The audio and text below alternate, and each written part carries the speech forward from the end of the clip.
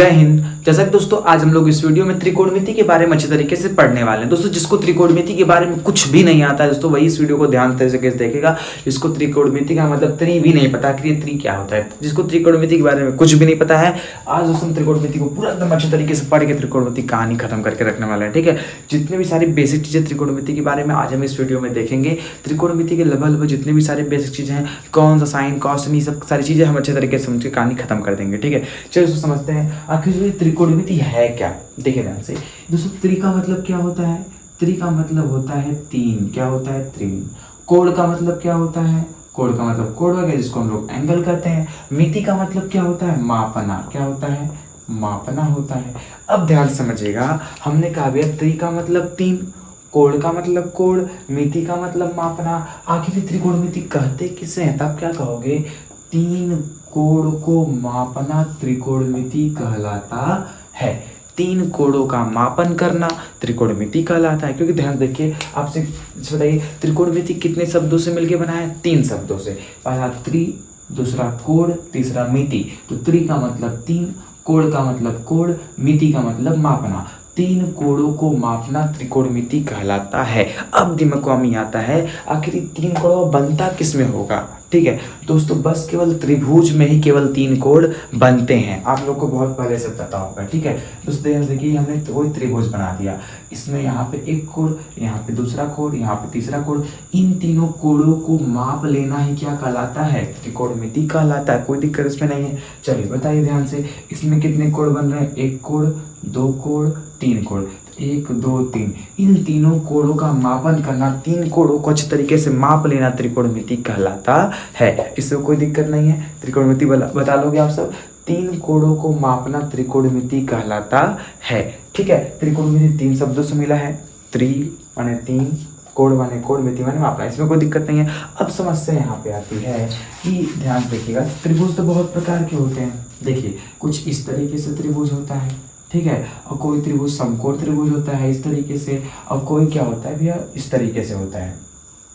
ठीक है, जो 90 अंश से बड़ा होता है इस तरीके से। ठीक है, अब हमको ध्यान समझिएगा, हमें क्लास 10th में कौन सा पढ़ना है समझिएगा ध्यान से। 90% दोस्तों क्वेश्चन किससे होते हैं? लेवल व समकोण त्रिभुज से ही होते हैं। जो दोस्तों कुछ क्वेश्चन होते हैं ये सब जो 90 अंश से बाहर के जो त्रिभुज क्या होता है। ठीक है दोस्तों, देखिए समकोण त्रिभुज को आप बस अब लेके एक चीज समझिए ध्यान से कि जब कोई वस्तु पड़ी हो और उसी पर कोई खड़ी हो तो कै डिग्री कोण बनाएगी? 90 अंश के। जैसे देखिए ये मारकर देखो मेरा हाथ पड़ा हुआ है और इसे मारकर खड़ा हुआ है, बताओ कै डिग्री कोण बनाएगा? 90 डिग्री कोण बनाएगा। ठीक है, जमीन पड़े हुए हैं उसी पे हम खड़े हुए हैं तो कै डिग्री कोण बनेगा? 90 अंश का कोण बनेगा। यानी ध्यान से देखिए, जब भी कोई वस्तु क्या हो इस तरह पड़ी है और उसी पे कोई खड़ी है तो कै डिग्री कोण बनाएगी? 90 डिग्री का कोण बनाएगी। इसको हम मिला देंगे, तीन रेखाओं से घिरी बंद आकृति को त्रिभुज कहते हैं। एक रेखा, दो रेखा, तीन रेखा त्रिभुज हो गया। ठीक है, इसका नाम दे देते हैं ए, इसका नाम दे दिए बी, इसका नाम दे दिए सी।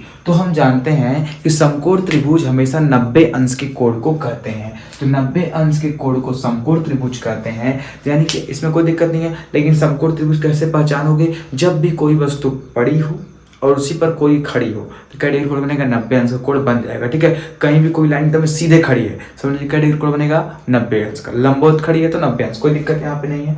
चलो देखो, तो इसमें त्रिभुज का नाम, ऊपर का नाम दे दिए ए, इसका नाम बी, इसका नाम सी। एक कोण यहाँ हो गया, एक कोण यहाँ हो गया, एक कोण यहाँ हो गया। ठीक है, तो त्रिभुज के कोणों को मापना क्या कहलाता है? तीनों कोणों का मापन करना क्या कहलाता है? त्रिकोणमिति कहलाता है। इसमें कोई दिक्कत नहीं है। चलिए अब हम समझ लेते हैं आपकी जो समकोण त्रिभुज की जो भुजा होती है उसको समझिए। ठीक है, तो एक चीज यहाँ पे आपको बारीकी से समझना है। जैसे हमने यहाँ पे एक समकोण त्रिभुज बनाया, ठीक है, देखिए जैसे हमने क्या किया, यहाँ पर कोई एक समकोण त्रिभुज इस तरह बना दिए। ठीक है, इसका नाम हमने दे दिया भैया ए, इसका नाम हमने दे दिया बी, और इसका नाम हमने क्या दे दिया? सी। ठीक है, तो आपको पता है जो लाइनें एकदम तिरछी जो होती है उसको हम बोलते हैं कर्ण। क्या बोलते हैं? इसको हम बोलते हैं कर्ण। क्या बोलते हैं? कर्ण बोलते हैं। इसमें कोई दिक्कत नहीं है। तो ध्यान देखो, अब त्रिकोणमिति में आपको लॉजिक कुछ अलग लगाना है। इसमें क्या बोलोगे? जब कभी भी 90 डिग्री बना हुआ है, कहीं भी 90 डिग्री बना के नहीं बनेगा, 90 डिग्री के सामने वाली भुजा क्या होती है? कर्ण। क्या होती है? 90 डिग्री के सामने वाली भुजा क्या होती है? कर्ण होती है। इसमें कोई दिक्कत नहीं है। अब मान लेते हैं ये वाला कोण हमको नहीं पता है, अब मान लेते हैं हमने यहाँ पे कोई भी कोण रख दिया, रख देते हैं यहाँ पे क्या जैसे मान लेते हैं आपने रख दिया थीटा, क्या रख दिया, थीटा रख दिया, ठीक है, कोई कोड नहीं पता, मैं यहाँ थीटा रख दिया, बताएंगे थीटा होता क्या है, सब बताएंगे, ठीक है, पहले समझिए, हमने यहाँ पे थीटा रख दिया। अब बताओ जब थीटा के सामने की भुजा क्या हो जाती है, लंब हो जाती है, और जहां पर थीटा खड़ा होगा, जहां पर थीटा रुका होगा, वहां पे वो चीज क्या हो जाता है, आधार हो जाता है। कोई दिक्कत यहाँ पर नहीं है। जब आपसे कोण सी पूछेगा तो सी के सामने की भुजा लंब हो जाएगी और नीचवा क्या हो जाएगा, आधार हो जाएगा। जैसे मान लेते हैं अभी तो भैया ये छुटवा यहाँ खड़ा था, ठीक है, तो इसके लिए ये चीज लंब हो गई और जहां खड़ा हुआ आधार हो गया। लेकिन अब हम बात कर लेते हैं यहाँ पे, समझिएगा ध्यान से बात को, बहुत बारीकी से समझिएगा, ठीक है। अब मान लेते हैं इस तरीके से हमने कोई त्रिभुज बना दिया।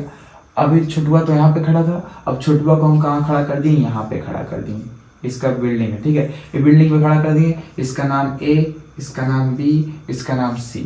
अब बताइए अच्छा कोण अगर ये ए से देखेंगे 90 डिग्री बन रहा है, ठीक है। अगर बात करते हैं तिरछी लाइन क्या होती है, कर्ड होती है, इसमें कोई दिक्कत नहीं है।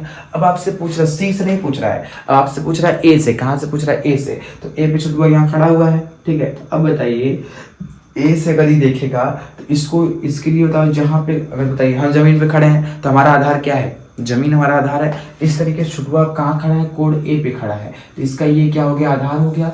और जहां से ये देख रहा है वो क्या हो जाएगा, लंब। तो ये ए से किसको देख रहा है, सी वाली, इस नीचे वाली लाइन को देख रहा है, तो ये क्या हो जाएगा, लंब हो जाएगा। और जहां से देख रहा है ये क्या हो जाएगा, आधार हो जाएगा।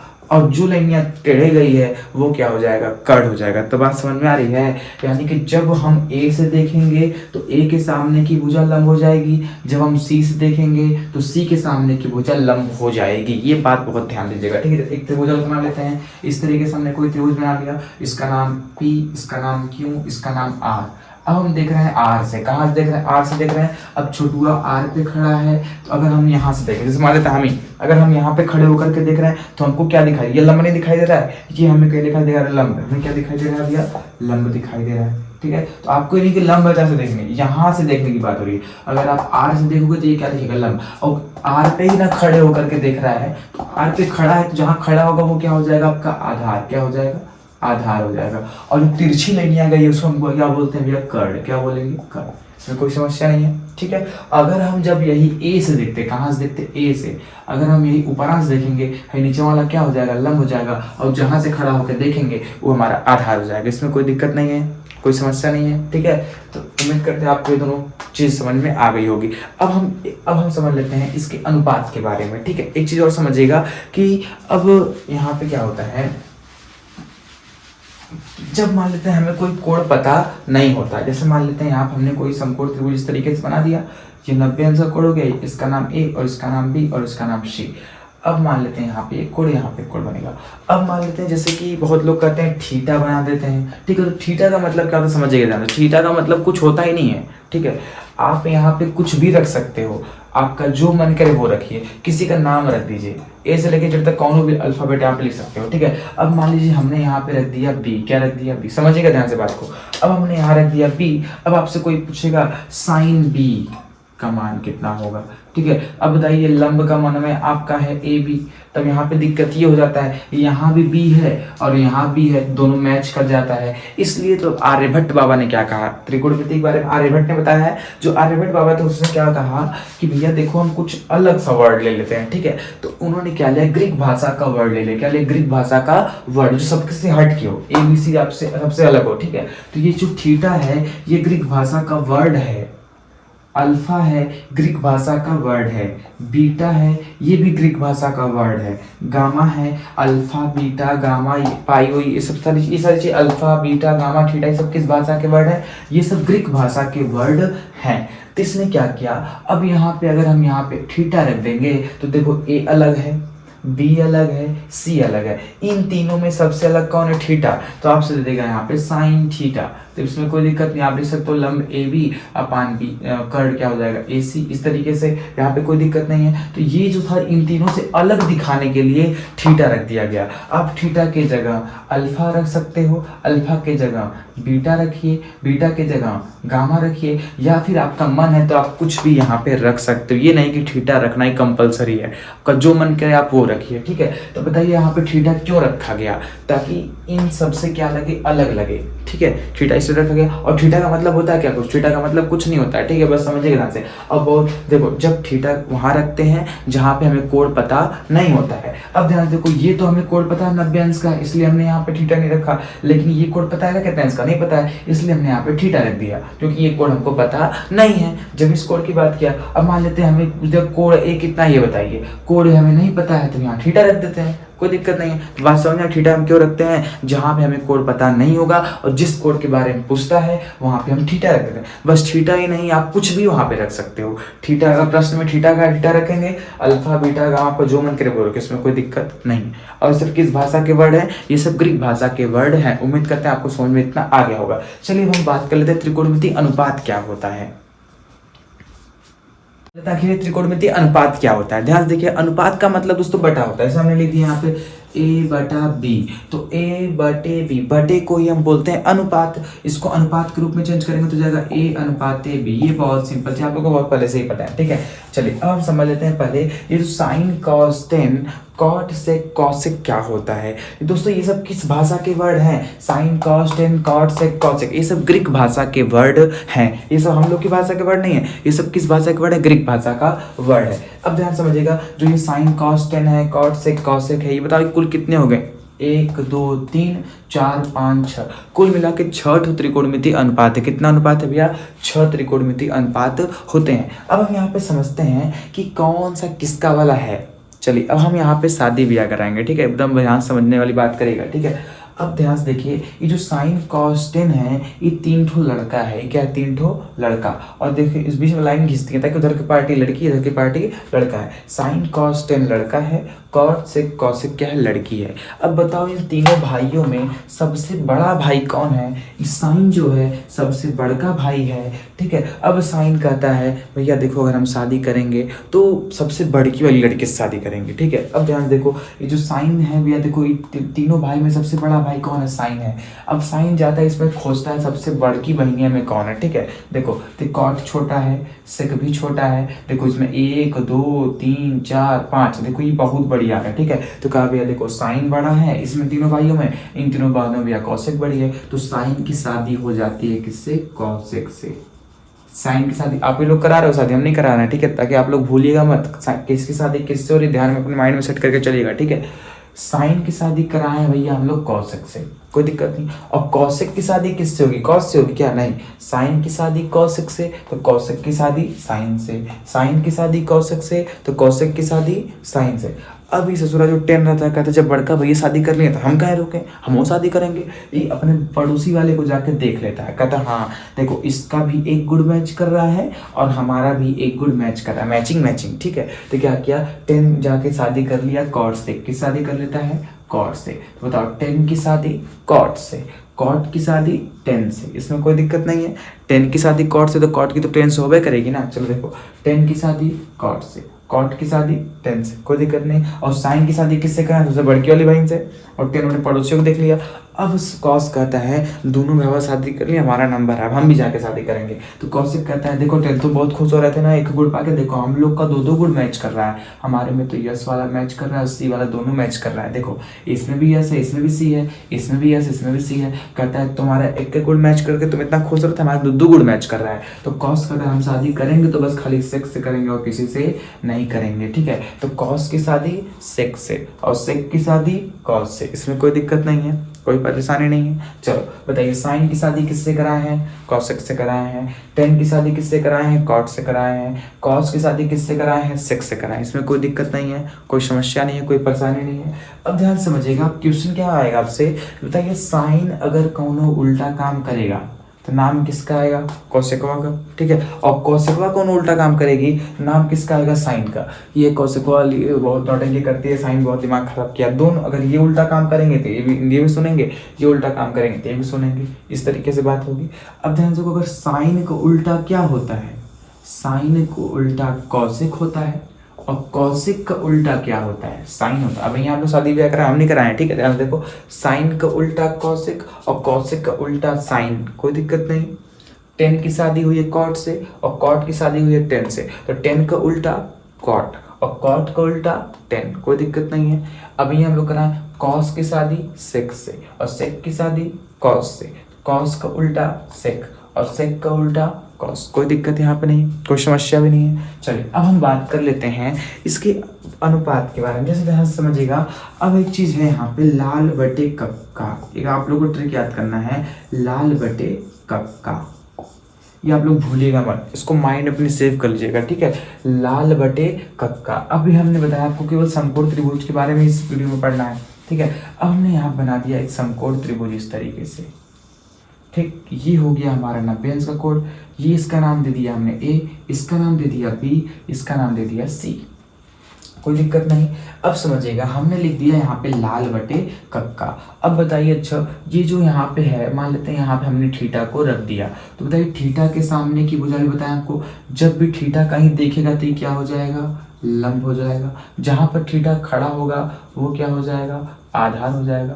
तिरछी लाइन को हम क्या बोलते हैं, कर्ण बोलते हैं। इसमें कोई दिक्कत नहीं है। थीटा के सामने की भुजा लंब, जहाँ पे थीटा होगा आधार और तिरछी लाइन कर्ण। अब ध्यान से कोई जिस फार्मूला हमारा क्या है, लाल बटे कप का, तो पहले कौन आता है, साइन आता है, फिर कौन आता है, कॉस आता है, उसके बाद कौन आता है, टेन आता है। साइन कॉस टेन, उसके बाद उल्टा चलेंगे, देखो साइन कॉस टेन, फिर कौन आता है, कॉट, फिर सेक, फिर कॉसेक, ठीक। इस तरीके से बताइए, साइन का शादी कराए थे कॉस से और कॉस का शादी कराए थे साइन से, टेन का शादी कराए थे कॉट से और कॉट की शादी हुई थी टेन से। अब बताइए, कॉस की शादी कराए थे सेक से और सेक की शादी किससे हुई थी, कॉस से। ये आप लोग को अच्छी तरीके से पता है, इसमें कोई दिक्कत नहीं है।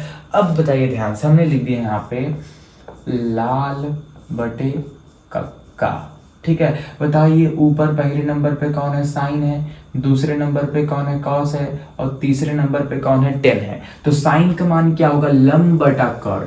साइन का मान लंब बटा कर्ण, कॉस का मान आधार बटे कर्ण और टेन का मान लंब बटा आधार, ठीक है। तो बात समझ में आ रहा है ना। साइन को क्या बोलेंगे, लंब बटा कर्ण, कॉस को क्या बोलेंगे, आधार बटे कर्ण, और टेन को क्या बोलेंगे, लंब बटा आधार, ठीक है। और अभी हम बताएं, साइन का उल्टा कौन है, कौशिक है। क्या है, कौशिक है। तो कौशिक बराबर क्या होगा, उल्टा बोलेंगे, कर्ण बटा लंब। साइन बराबर लंब बटा कर्ण और कौशिक बराबर कर्ण बटा लंब। अब बताइए, कॉस का उल्टा कौन होता है, सेक होता है, ठीक है। तो बताओ, कॉस बराबर आधार बटे कर्ण और सेक बराबर कर्ण बटे आधार, बस उसी को पलट देना है, ठीक है। बताइए, अब टेन का उल्टा क्या होता है, कॉट होता है, सबको पता है। तो टेन बराबर लंब बटा आधार और कॉट बराबर आधार बटे लंब। इसमें कोई दिक्कत नहीं है, कोई समस्या नहीं है। चलिए अब ध्यान से मेरी बात को यहाँ पे समझते चलिएगा, ठीक है।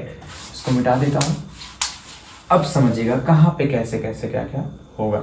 चलिए पहले हम निकाल लेते हैं साइन थीटा बराबर।